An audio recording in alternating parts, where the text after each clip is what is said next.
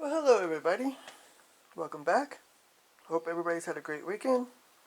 I was planning on doing the Fiat G.55 Centauro heute, today, but there seems to be a problem with the kit, so we're not going to do that.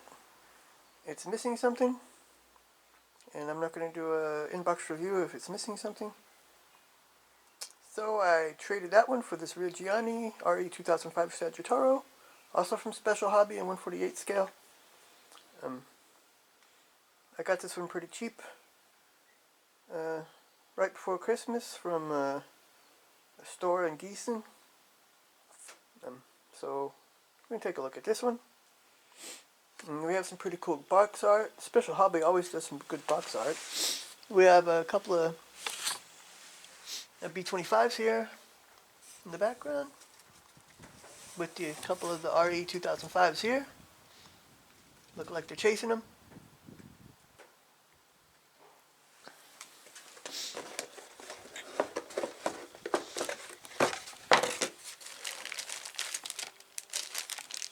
We have all our parts packed in some bags there.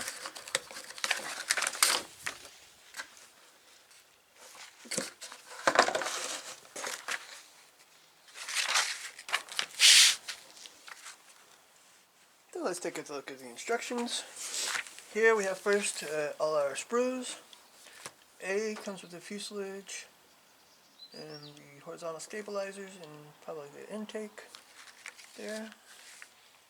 Sprue B is the wings. C, we have a lot of parts, a couple not used. You see propeller hub, wheels, exhaust, propellers, interior parts, a bunch of other stuff there, the landing, the gear bay doors, and some more. Sprue D, another big sprue with a lot of parts, flaps and wheel bay doors. And then our clear parts, we have just 3, 4. The target, the sight, the canopy, and a couple lights.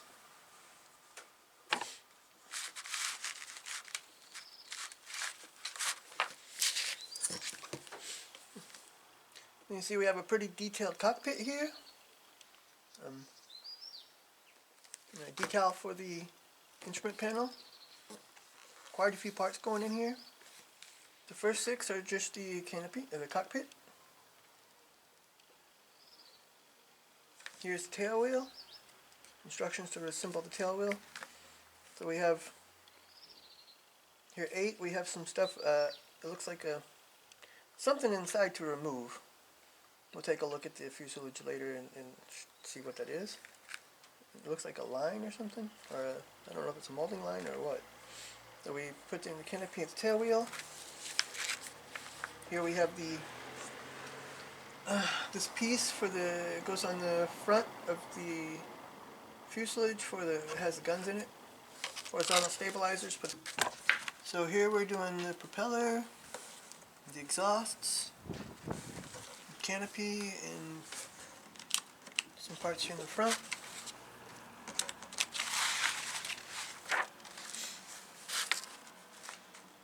Here we have the landing gear bays. They look like they're pretty detailed, pretty good. Put the wings together with the landing gear base here. Pivot tube, machine guns,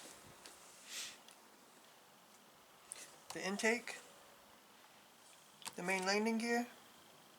Well, the wheels at least. You did the landing gear up here with the bay.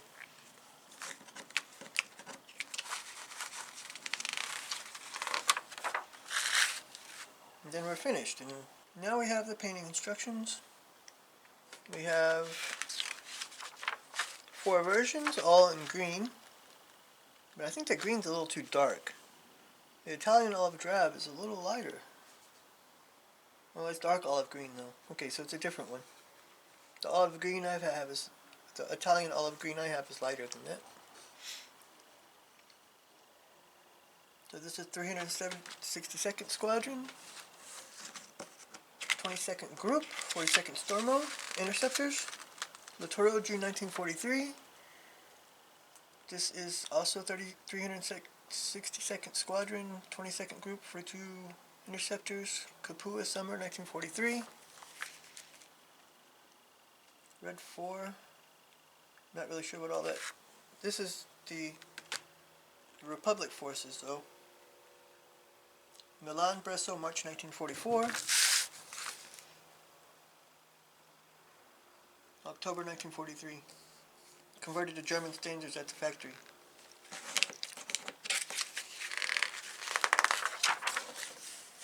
What do we have here? Oh, some more kits that they have. I actually want one of these. I have one of these. And I want one of these. And here's our decal sheet. So we have the German markings, the Italian markings. We have a couple of the art. This is an interesting one. This is an old Roman symbol. And this one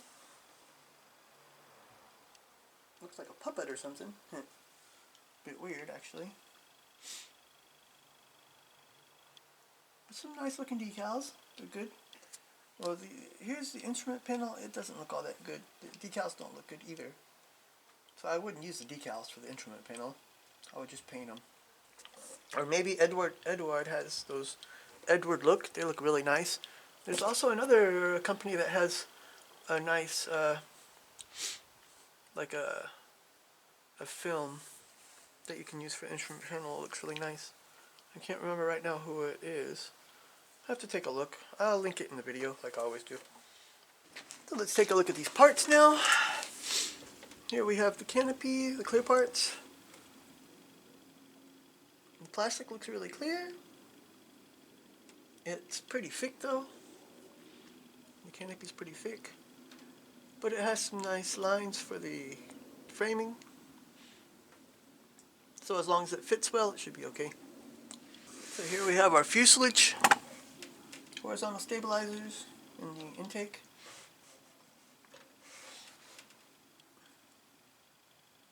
There's some nice engraved panel lines. Not a lot of rivets though. I don't know if it's supposed to.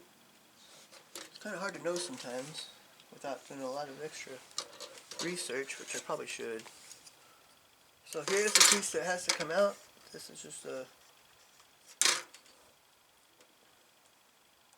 Don't really understand why it needs to come out. It looks like it's the framing, to hold the canopy in place. The cockpit in place. But the instructions say that these have to come out. Of course, there's no detail here inside, because that detail is going to be inside the cockpit walls there that we build in the beginning. There's no machine guns here. You should see the at least the ends of the machine guns here, or the cannons. I'm not really sure if it had machine guns or cannons in the front. I would say probably cannons would be better, but they're not there. I didn't see in the instructions that it comes with any. So the first thing we'll look for is metal cannons, metal machine guns and pitted tubes for aftermarket stuff. But I would say the fuselage looks pretty good. It may be missing, it has a lot of detail. It also is textured. And there are here along the wings are rivets, but it may be missing some rivets along the panels.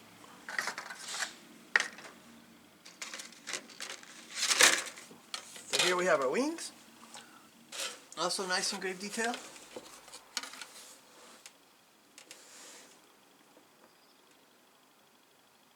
And rivets along there. Here in this area.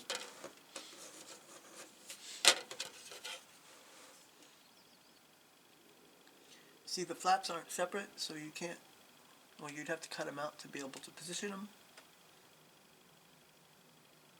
There are rivets along all these little port holes,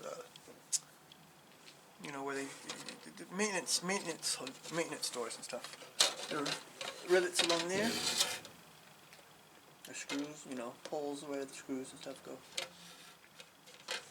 Here we have our ejection ports. They're actually hollowed out and not just molded in, so, you know, that's cool.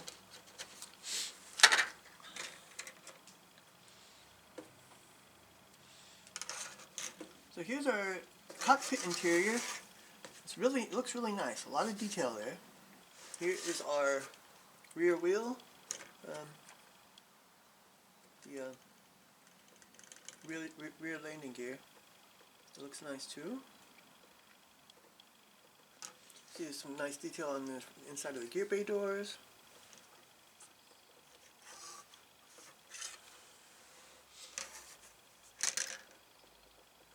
Here's the intake.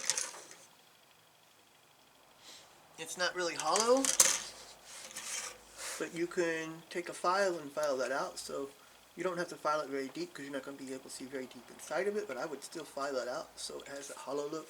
It has a little bit of a hollowness here in the front, but I would take a file and extend it some to give it a better look. There is some flash, like here, along these parts, but it's not so bad. Like I've said before, flash I don't find a big problem. It happens. And flash is easy to take care of. What I hate is, like, especially like here, these are good. They're small and they're positioned good, so you can take them off, take the parts off and clean it up really good. But what I see, like on a lot of Revell kits, you have these really thick ones, and they're so thick they end up damaging the parts when you can cut it off, and it doesn't matter because it splits in half and then it breaks the piece. So here's the inside of the landing gear bay. Here's the exhaust. It looks okay, but there's a mold line all along it here, so you're going to have to clean that up. I would maybe look at getting some from Quick Boost if they have a exhaust for it. They look better. They have hollow ends, for one thing. Never seen a kit with exhaust with hollow ends. I guess it's probably only doable with slide molding. A lot of this is detail for the wheel bays. Here, this is the cockpit floor. Looks nice as well. The instrument panel. You can see it has the holes for the instruments, but there are no instruments, dials, or anything inside. If you want to use the decal, I would sand it down, get rid of all that stuff. Or you could just paint it like it is, actually. And use the decal as a, like, you know, to know what color what it's supposed to be, if it's right. They're not always right. There's mold lines along a lot of these small parts here. Gonna have to be cleaned up, a lot of cleanup. Sand that down and get it taken care of.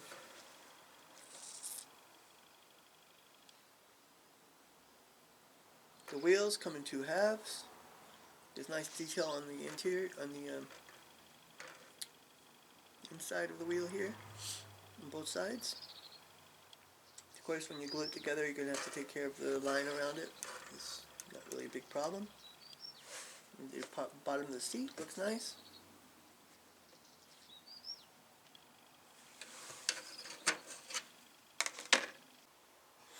Well, I think the kit looks pretty good. The only problem I really see with it is, I think the instrument panel is not good enough. It needs to be a little bit better. You can't see, there's no detail there, just the round,